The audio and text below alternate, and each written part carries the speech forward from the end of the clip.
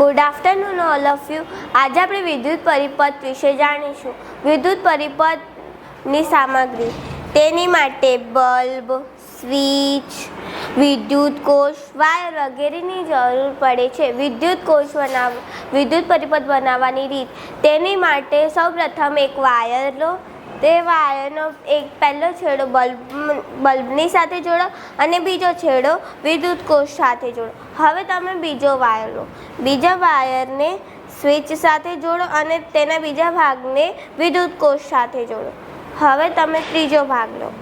એ વાયરને સૌપ્રથમ બલ્બ સાથે જોડો અને સ્વિચ સાથે જોડો. હવે તમારું વિદ્યુત પરિપથ તૈયાર છે. હવે તમે જોઈ શકો છો કે જ્યારે આપણે સ્વિચ બંધ રાખીએ ત્યારે વિદ્યુત પ્રવાહ પસાર થતો નથી, તેથી બલ્બ પ્રકાશિત થતો નથી. પરંતુ આપણે આ વિદ્યુત સ્વિચને ચાલુ કરી દઈએ તો વિદ્યુત પ્રવાહ પસાર થશે અને સ્વિચ ચાલુ થશે, વિદ્યુત બલ્બ પ્રકાશિત થશે.